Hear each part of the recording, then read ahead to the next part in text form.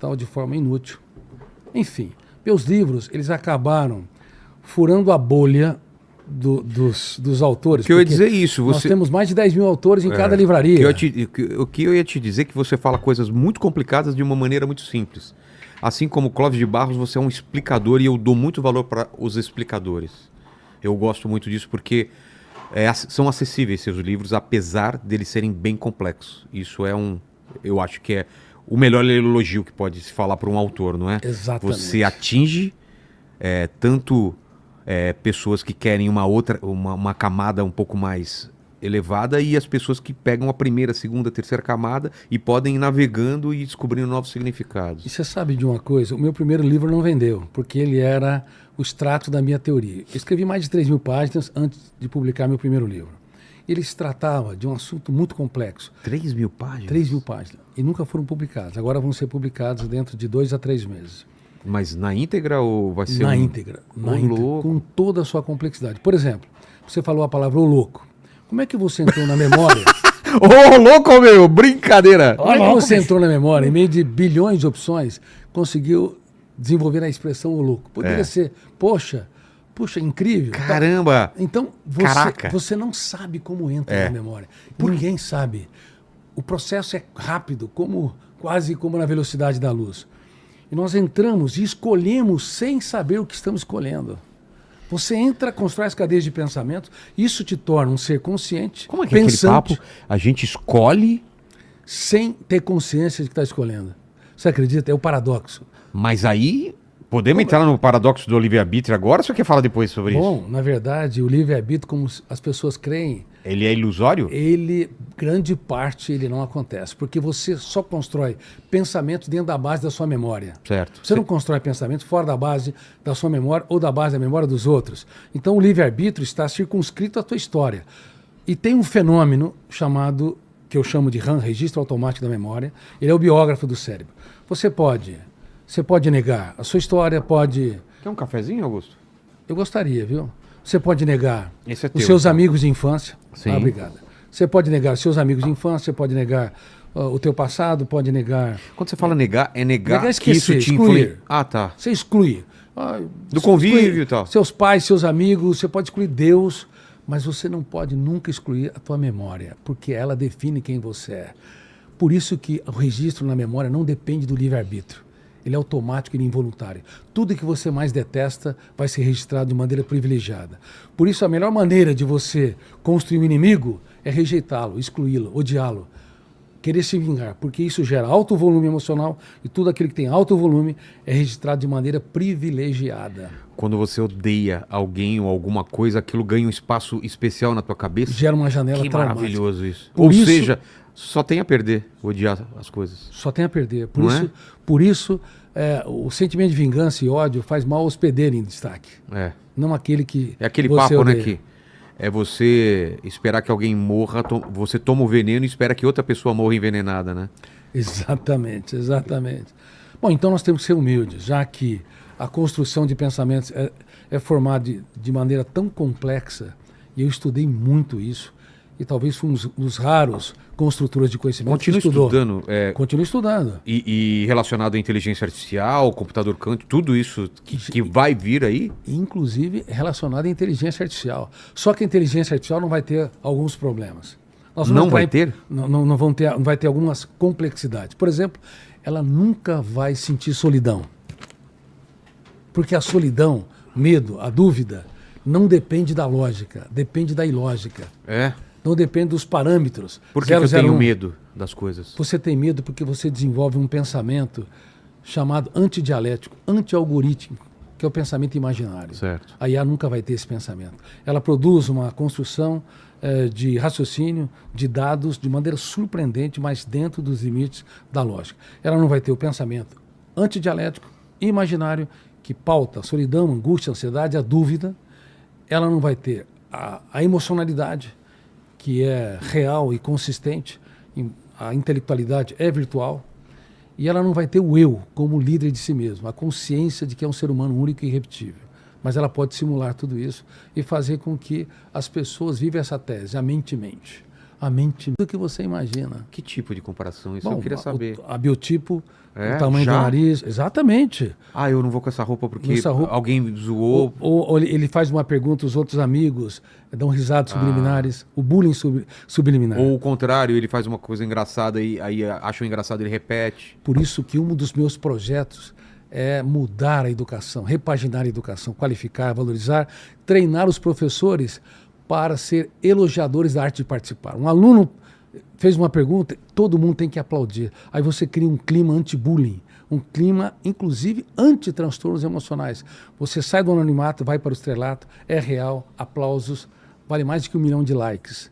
Só que no mundo todo, da pré-escola à pós-graduação, os professores não são elogiadores da arte de participar e eles não foram treinados, embora eu amo os professores, eles não foram treinados para também serem provocadores da arte de opinar e duvidar.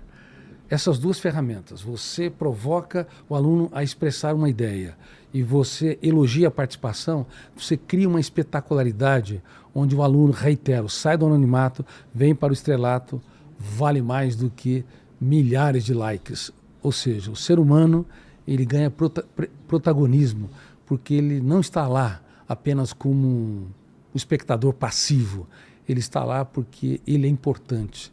A sua dor importa, a sua história importa, ele não é mais um número na classe. Esse é um dos temas, já que nós estamos falando de política, a educação brasileira e mundial precisa mudar. E nós temos que ter uma educação técnica também. Sabe quantos alunos nós temos no ensino médio, Vilela? Não faço ideia. Cerca de 7 milhões. Sabe Caramba. quantos deles fazem ensino técnico? 21%. Como é que pode, num país pobre como o nosso, ou em desenvolvimento como o nosso, a grande maioria dos jovens não aprendem técnico de inteligência artificial, de robótica, técnico de gestão financeira, técnico de enfermagem? Eles fazem 3 anos estéreis. Eles deveriam ter um lugar ao sol numa economia que está virando de cabeça para baixo. Inclusive, você sabe, a economia, a inteligência artificial, em 4 ou 5 anos não vai sobrar pedra sobre pedra. E eu estudo isso, por estudar a construção de pensamentos, eu também sou impelido a estudar como a inteligência artificial constrói cadeias de ideias e pensamentos e desenvolve sua racionalidade e envolve o ser humano e até mesmo bloqueia. Se você provoca a inteligência artificial, você, no seu nível, na sua história, você aumenta a cognição. Mas um jovem que nunca aprendeu desafios, perdas, frustrações, ele vai copiar e colar. Então é a era da preguiça mental, é a era da desesperança. Por isso que há quase 8 milhões de jovens que nem trabalham, nem estudam no Brasil. Nem. Nem. Na China, 20%. E ninguém fala sobre isso. Cerca de 40, 50 milhões de jovens. No Japão, 1 milhão de pessoas, pelo menos. E a maioria dos jovens não sai mais de casa. Um caso muito mais grave. Não sai mais de casa para nada. Viraram zumbis emocionais. E são seres humanos importantíssimos. E o governo tem que dar um aplicativo para eles clicarem todos os dias que estão vivos. Nossa. Então, que sociedade é essa? Que estamos no apogeu da tecnologia, mas do ponto de vista psiquiátrico, psicológico, nos mais baixos índices do prazer de viver. É a era dos mendigos emocionais. Pessoas que precisam de muitos estímulos para sentir migalhas de prazer. Eu escutei a dor a vida toda. E a dor não tem ideologia, não tem partido, direita ou esquerda. A dor é o maior patrimônio do ser humano, que pode levá-lo a se construir como um sábio, como uma pessoa madura, resiliente, ou pode levá-lo a se destruir. E a dor mal trabalhada destrói o ser humano. E, infelizmente, as famílias estão divididas, polarizadas, num ambiente onde ninguém pode expressar sequer a sua opinião. Há uma dor silenciosa. Há uma grande maioria que não tem voz nesse país. E por que eu estou me colocando como pré-candidato? Os que não conhecem o vizinho da frente ou de cima. Já pensou eles poderem dividir a sua história, poder ter um banco de empreendedor e uma escola de empreendedores em cada comunidade? É isso que eu quero. Já pensou em cada escola pública, em cada igreja, em cada cidade pequena, média ou grande, uma escola do empreendedor com uma agência da microempresa, esperando o tsunami ou esperando a avalanche da inteligência artificial, que vai levar milhões, ou quem sabe dezenas de milhões, vão roubar os empregos, gerando desempregos em massa. Você sabe disso. Você aqui conversa sobre esses temas. Agora, se nós nos prepararmos para ter uma economia distribuída, o mundo muda. Agora, imagine nós também darmos ênfase aos neurodivergentes. Tem ideia de quantos neurodivergentes existem no país? Não. Mais de 32 milhões. 2 milhões e 400 só de TEA, ou transtorno de espectro autista. Cerca de 15 milhões de hiperativos. Mais de 10 milhões de dislexos. E não se fala sobre isso. E nós temos que ter uma política nacional para abraçar os neurodivergentes e as famílias desses neurodivergentes, que envolve mais de 60 milhões de pessoas. Eu sou médico, eu escutei a vida toda a dor dessas pessoas. E ela, reitero, não tem ideologia política. Então minha mente, ela é uma mente que preocupa-se com o desenvolvimento econômico, mas meu coração é social, que escuta a dor das pessoas. Então o que eu sou? Eu sou ponte. Eu não sou em cima do muro, eu sou ponte, o melhor do desenvolvimento econômico. Num nível que mesmo aqueles que advogam a liberdade econômica não conheceram, porque eu sou empresário também. Nós temos empresas que impactaram vários países, não apenas psiquiatra e escritor, mas também eu escuto a dor, meu coração é social, porque a dor importa. A dor da mãe que sai para trabalhar às 5 horas da manhã para poder suprir as necessidades dos seus filhos e até a escola do seu filho. Essa dor importa. Ela não está preocupada com ideologia, não está preocupada com partido, ela está preocupada em superar a sua dor. Então, eu sou aquele que quer escutar a dor do brasileiro, ser ponte. Não quero falar mal de ninguém. Cada um que siga seu caminho, seja responsável pela sua jornada. Eu não preciso de fato, não dependo do poder, mas eu estou aqui num ambiente tão deletério, tão autodestrutivo para contribuir com a sociedade brasileira. E em relação às pesquisas, Augusto, o que você acha? Bom, A gente tem algumas pesquisas aí, as últimas, né? Coloca na tela para a gente avaliar. Como que você avalia essas primeiras vezes que você está aparecendo nas pesquisas? você sabe que 85% a 90% não sabe que eu sou pré-candidato. Eu acredito. Olha lá. Esse é de maio de 26, é Futuro Inteligente. 0,9%. Tem mais alguma, Romer? Também de maio, né? Na Folha de São Paulo, há 3 semanas, 2%. nós estávamos com 2% na Folha de São Paulo. Sabe uma coisa bonita? Qual a né? leitura que você faz? A leitura é que as pessoas não sabem que eu sou pré-candidato ainda. Hoje eu estava no restaurante e uma pessoa chamada Marcos, um garçom, veio me abraçar. Puxa, muito obrigado, você me ajuda em tantas horas difíceis da minha vida, ansiedade, depressão. Eu quero te agradecer. O Marcos, também é uma honra poder ter você como leitor. Mas você sabe da novidade? Não, qual novidade? Eu sou pré-candidato à presidência. Ele me segue nas redes sociais e não sabe que eu sou pré-candidato à presidência. Então, existe uma grande maioria que não sabe ainda. E o bom é isso, que eu tenho a menor taxa de rejeição e nós temos possibilidade de crescimento. Mas eu te digo uma coisa. O que nós estamos fazendo, Vilela, é para mudar a história do país. Essa polarização, essa divisão cruel, esse discurso do ódio, ele tem de terminar. Caso contrário, o país não sobrevive. Mais 4 ou 5 anos nessa disputa irracional, nós não suportamos, porque nós pagamos 1 trilhão e 140 bilhões de juros só para rolar a dívida federal. Mas eu não sei se você já fez essa análise, Augusto, mas o que a gente percebe é que dificilmente vai para o segundo turno alguém que não tenha um discurso um pouco mais extremo, ou à esquerda ou à direita, que se posicione não muito ao centro, nem à esquerda nem à direita. Parece que são 2 candidatos que disputam agora, o Flávio e o Lula, que tem uma rejeição muito grande, mas também tem um bolo fixo lá que ninguém arreda pé. Você vai brigar por que fatia? Eu vou brigar, ou vamos lutar e vamos conquistar a fatia dos cansados, daqueles que não...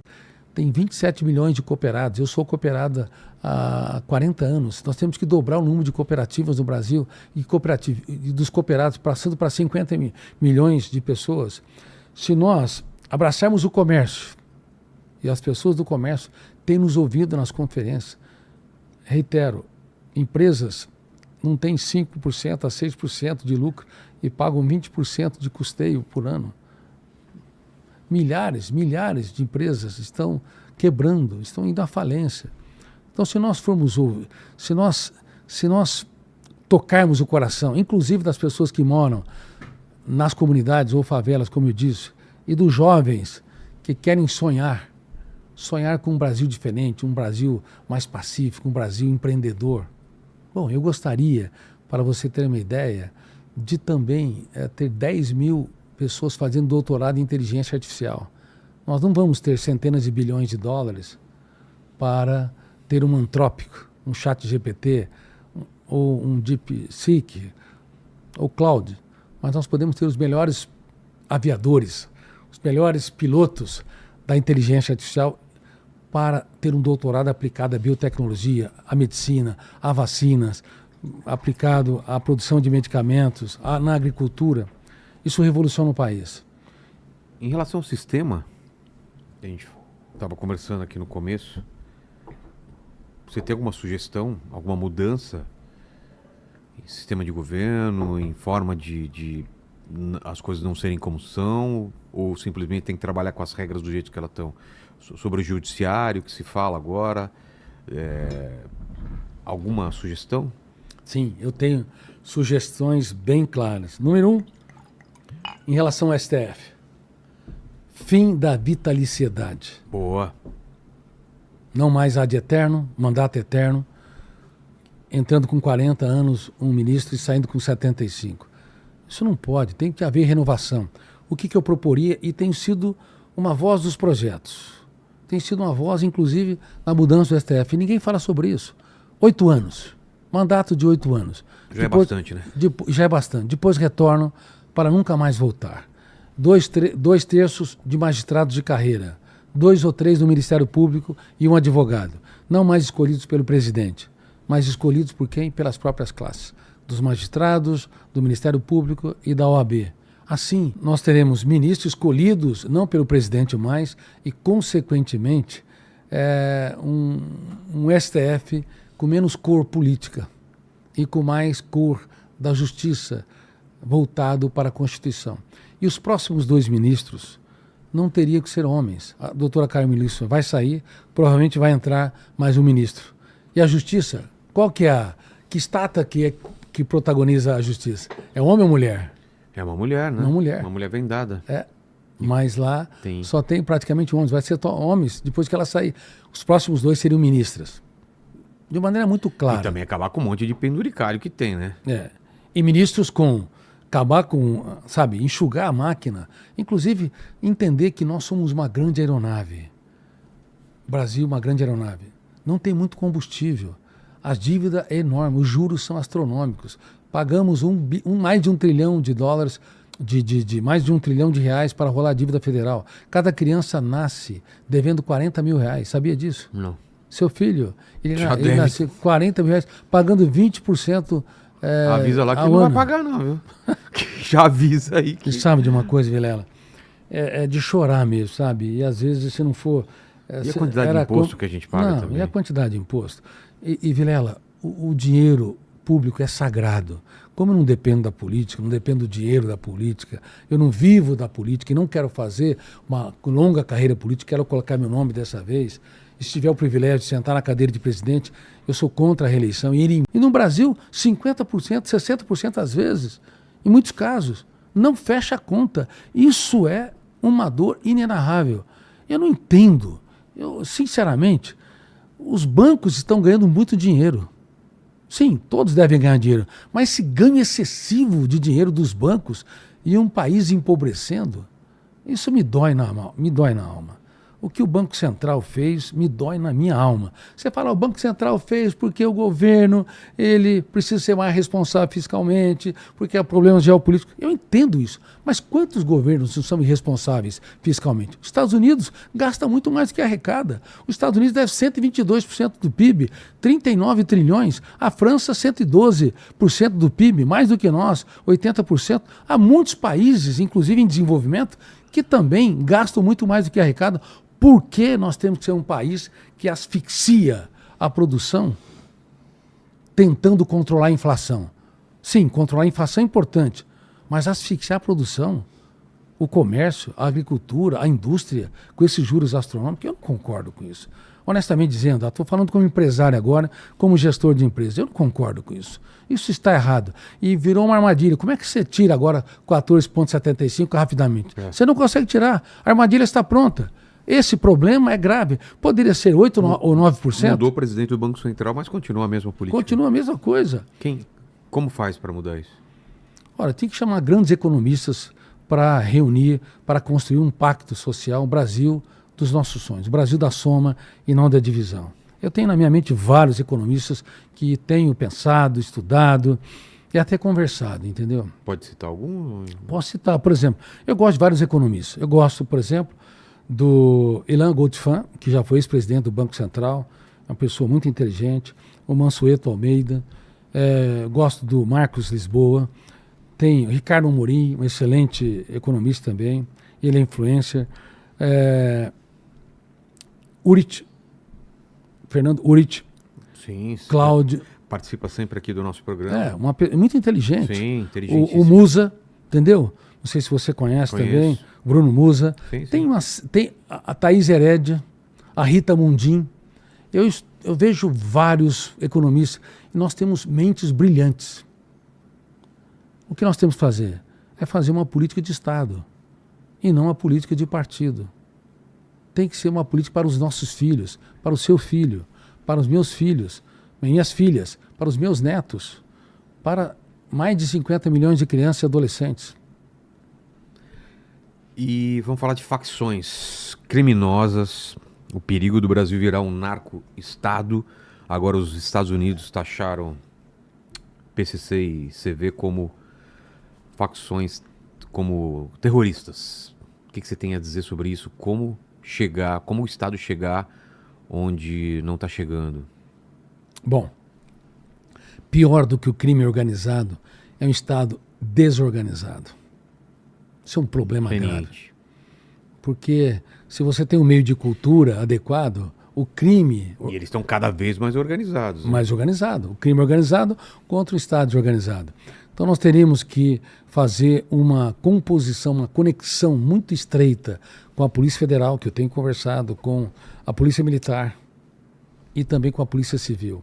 Mais tecnologia, mais treinamento, melhores salários para esses policiais. Muitos deles colocam a vida em risco com baixos salários. Lembra que eu falei 2% dos agricultores acabam dilacerando a imagem de 98% dos agricultores. E nós temos a legislação mais rígida do mundo e somos o país mais sustentável do mundo. Agora, também com os militares, com a polícia. 2% cometem crimes e tem que pagar. E tem que... Ação, papai. Elas dão pitaco nos meus livros. Que idade são?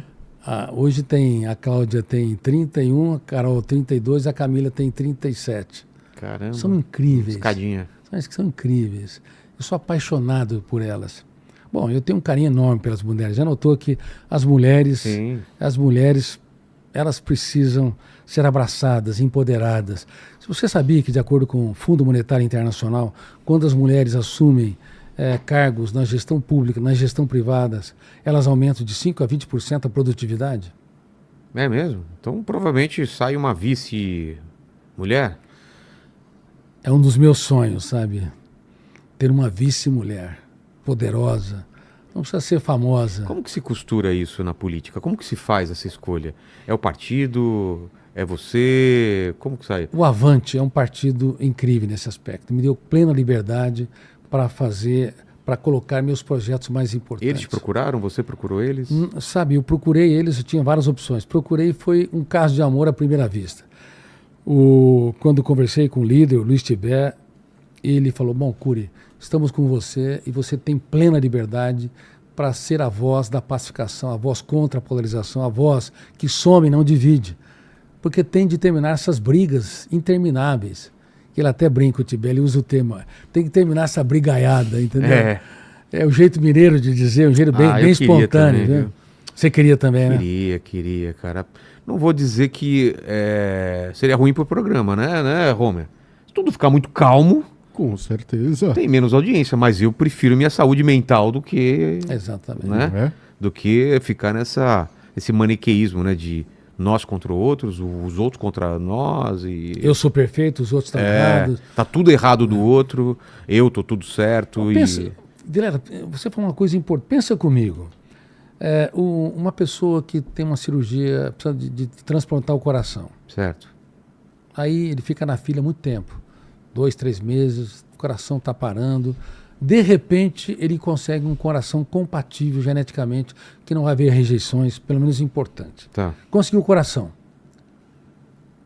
Ele vai perguntar se o coração é de direita ou de esquerda? Eu duvido. Não, ele vai querer colocar no lado certo, mas não vai perguntar de quem que era. Exatamente. Porque não Quando você vê importa. quando abre o caixão e tá só lá, só os ossos, aquilo lá era de esquerda ou de direita? Os caras falam, não sei, não dá pra ver por aqui.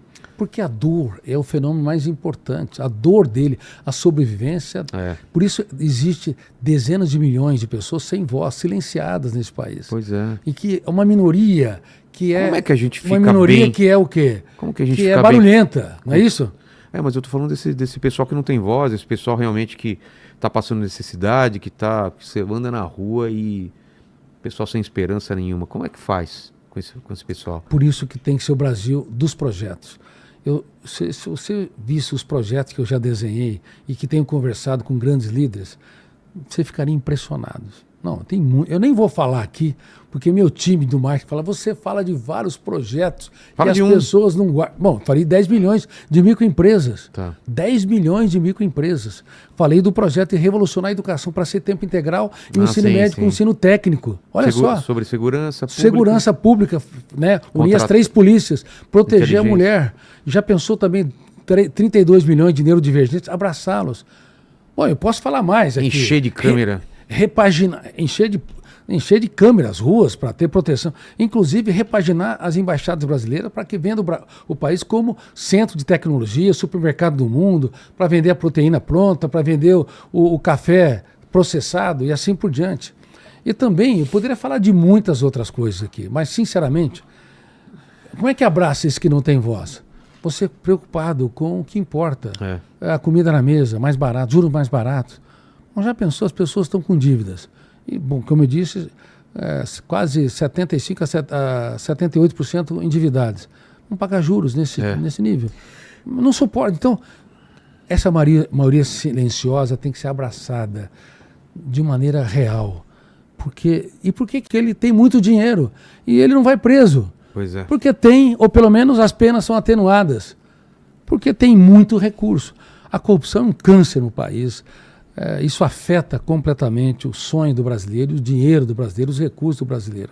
Então, Flávio, você acha que vai até o segundo turno? O Flávio vai ter que se explicar. Se ele conseguir se explicar de maneira adequada e inteligente, ele deve ir. Se não se explicar, talvez a popularidade dele caia. Já caiu, né? Já caiu. Mas ele vai ter que se explicar. Eu não quero ser alguém que sobe em cima do cadáver dos outros para adquirir popularidade. Para nós fazermos uma política de Estado elegante, nobre, um Brasil que importa, que se centra naquilo que é importante, nós temos que falar de projetos. Eu quero conquistar as pessoas pela relevância, pela inteligência. O Brasil tem solução.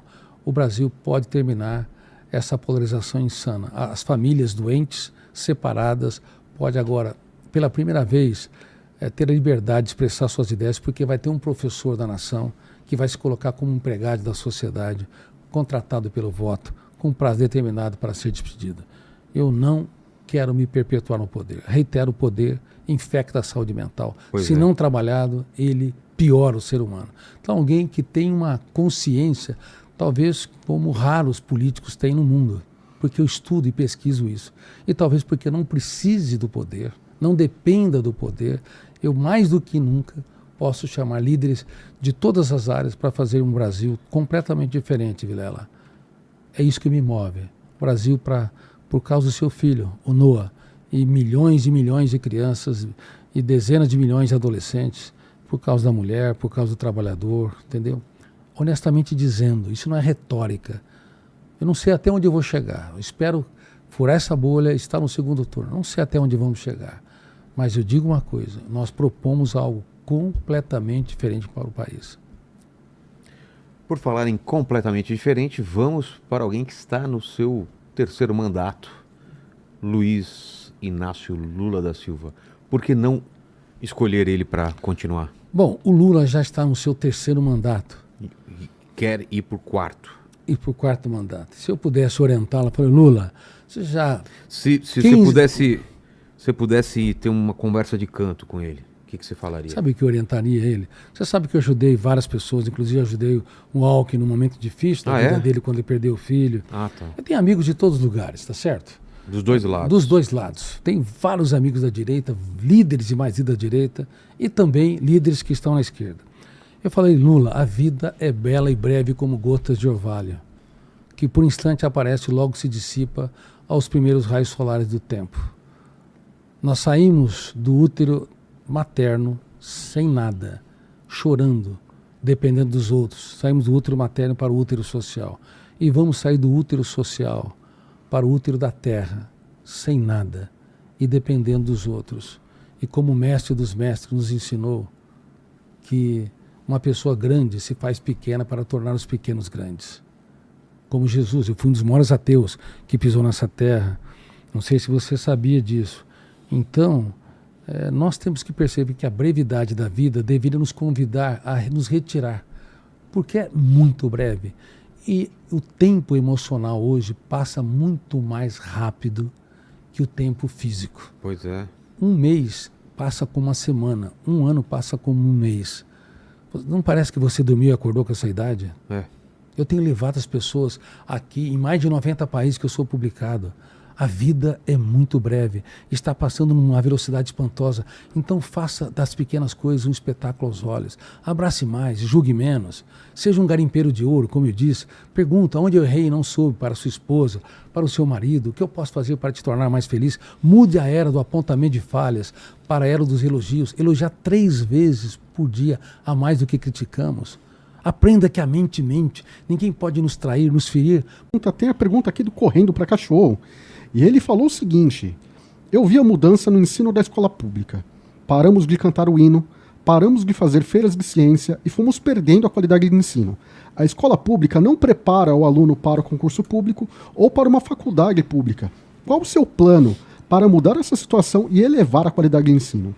Você tem toda a razão. Nós precisamos passar...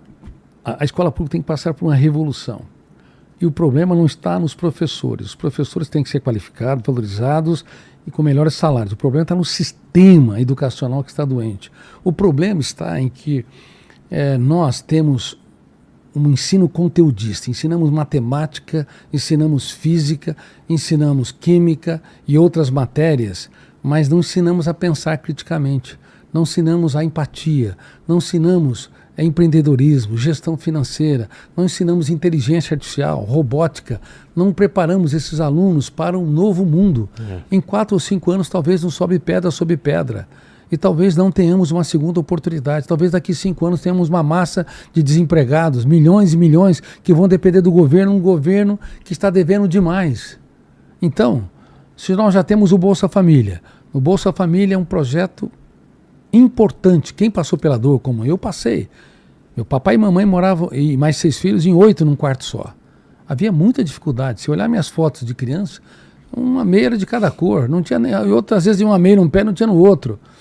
Então havia muita dificuldade. Eu sou filho de imigrantes, árabes, judeus, italiano e espanhol. Passaram por riscos na jornada, inclusive de morrer, vindo atrás de um sonho, deixando tudo para trás. As dificuldades foram grandes. Então, quem não olha para o Bolsa Família na perspectiva da dor, da fome, está errado. É um incrível programa. Só que ele tem que ser ajustado. Quem assina a carteira não deve perder o benefício, pelo menos por um certo tempo. Quem monta uma microempresa e tem um Bolsa Família também não deve perder o Bolsa Família. Deveria aumentar sua renda, pelo menos por um certo tempo. Assim nós criamos um clima onde as pessoas vão se animar a construir uma trajetória. Certo. E também nas relações sociais, na escola pública, se tivermos aula de empreendedorismo, tivermos aulas, né, de gestão financeira e tecnologias, novos processos, sabe, ensinando os alunos a construir, a usar bem a inteligência artificial, e no ensino médio, ensino técnico para todo mundo, sem despedir os professores do ensino médio, qualificando, abraçando-os e até aliviando a dor deles, porque, Vilela, o professor hoje é um cozinheiro do conhecimento. Ele prepara o alimento para uma plateia que não tem mais apetite. Ele é um cozinheiro do conhecimento. Sabe quando as mães cozinham um alimento para um bebê e ele não quer comer? A mãe fica tão paranoica que quer enfiar a colher dentro da garganta da criança. Dá um desespero. Imagina os professores de noite e dia, ou seja, ao longo de anos... Tentando enfiar o conhecimento. Tentando enfiar o conhecimento. O aluno que está distraído. E está distraído não é porque ele quer estar distraído, porque... nada o atrai mais, porque nós desenvolvemos, desde 2007, o celular a partir de Steve Jobs, e na esteira vieram as redes sociais, e os shorts foram cada vez mais curtos. Isso modulou a mente humana, gerou uma dependência nos níveis da cocaína, há um desespero enorme por estar nas telas. Aí o período que eles não estão nas telas, dá um tédio, dá uma solidão, uma aversão, eles ficam irritadíssimos, mexe aqui, mexe ali, briga lá, com pequenos problemas geram um impacto enorme, se irritam, agridem. O professor, ele está lá, ele é irrelevante. Se não abraçarmos os professores, eles vão adoecer coletivamente. E a estatística que diz que 80% estão estressados ou em fase de adoecimento. Eles têm de ser valorizados, têm que ter currículos mais brandos, onde as crianças e adolescentes, e também universitários, possam ter um ambiente muito mais atraente, com mais desafios, com mais provocação, com mais adaptação aos novos tempos. Assim vai gerar atratividade, espetacularidade. Faz 500 anos que a educação é a mesma. Se você tivesse há 500 anos e dormisse, estivesse num caixão hibernando e acordasse hoje, você não veria diferença. Mas o mundo mudou completamente. Imagine uma criança que tem mais informações que os seus professores. Como eu disse, mais do que... Na advocacia... Na engenharia. Na engenharia. Cara, Entendeu? a inteligência artificial já está fazendo estrago agora, não é no futuro, não, agora. E já. os robôs estão 5 anos atrasados em relação... Não vejo a hora de trocar o Homer e o... Você já pensou? Colocou um sujeito ali de barba ali? Não, eu sinceramente... Mas qual é a graça? Não vai te de eu perturbar. ficar zoando com vai inteligência artificial? Me fala. Não vai me perturbar. Não ia fazer piada com você, Não ia fazer piada comigo. fazer meme. Ou se ia fazer piada, ia ser piada previsível. Mas fazer o quê?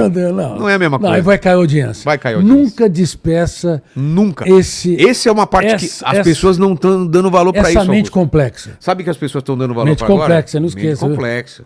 As pessoas estão dando valor agora para peça ao vivo, para música ao vivo, para o artesanato, para coisa feita manualmente. Cada vez mais o manual, a coisa que está acontecendo ao vivo, que é aquela coisa lúdica. É isso Claro, que a pessoa está... Pelo menos uma parte está se despertando. O problema é que é uma minoria. Mas... grande maioria dos jovens, o que eu temo é que esses jovens têm aversão ao tédio e à solidão. E o tédio e a solidão. E o tédio e a solidão... Faz parte. Faz parte. É o convite para a interiorização. Vou repetir de novo. Tédio e solidão é um convite para você se conectar consigo. Se você eliminar o tédio e a solidão, você elimina a possibilidade de você se conectar com a sua história. Você tem de aprender a namorar a vida. Sabe uma coisa que está ocorrendo? Ciúmes. Do quê? Bom, os jovens não sabem mais namorar. Não, mas ciúme sempre teve. Não, mas agora O quê? explodiu. É mesmo? Os jovens, na era da liberdade, eles deviam respeitar o direito um do outro. Não, eles querem controlar um ao outro.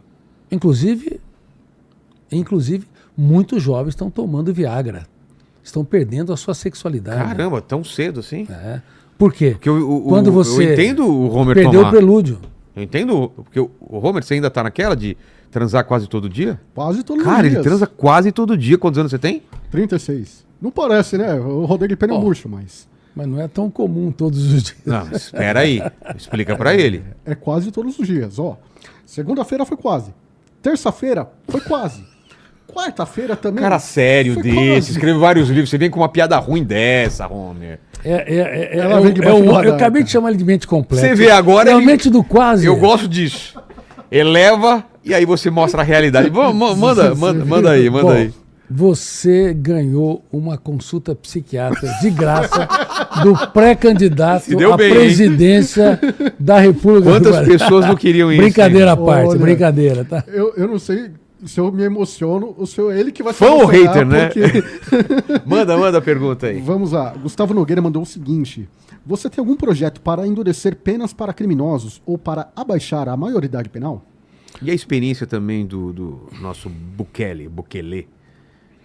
Bom, nós temos 400 vezes maior o território brasileiro do que El Salvador.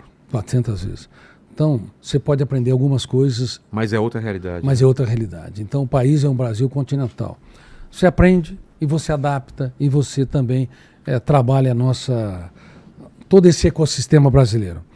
Mulheres que sofrem violência ou que são vítimas a tal ponto que chega ao feminicídio. Penas têm que ser elevadas, mesmo.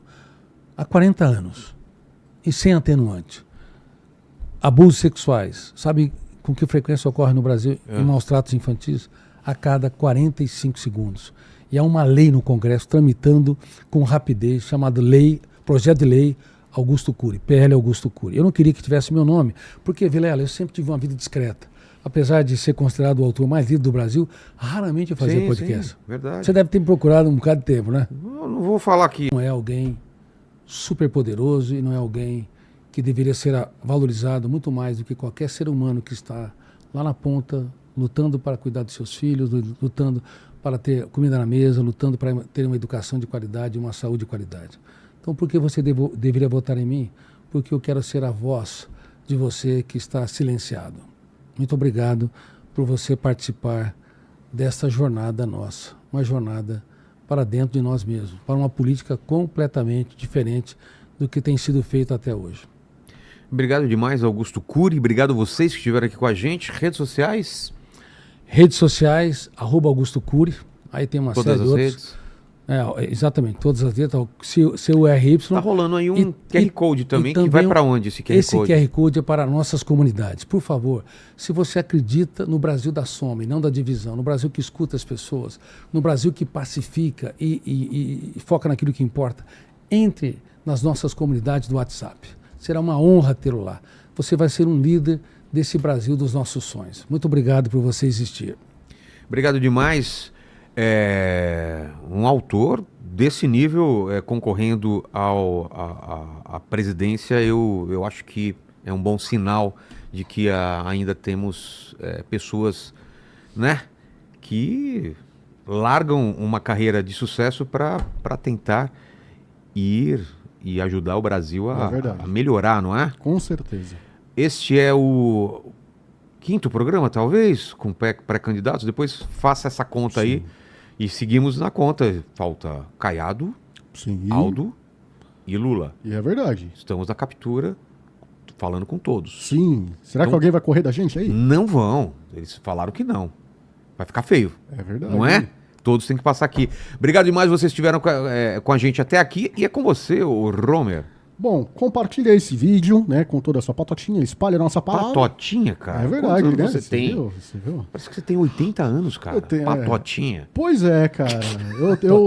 Pato- mas E ele não chama, tem. ele chama a mulher dele de broto. Isso faz 40 anos isso daí. Ninguém mais usa isso aí. É verdade, cara, é verdade. Como você chama a Tirou mulher? do fundo. Vem cá, ô, meu pãozinho de mel, né?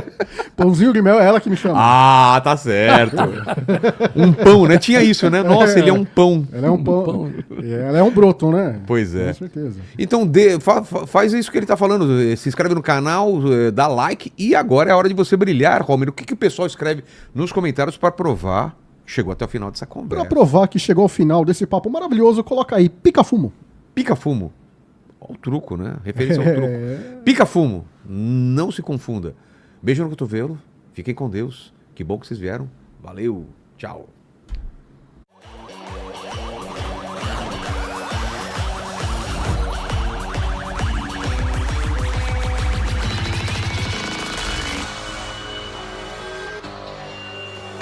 Opiniões e declarações feitas pelos entrevistados do Inteligência Limitada são de exclusiva responsabilidade deles e não refletem necessariamente a posição do apresentador, da produção ou do canal. Sovereign Cortex.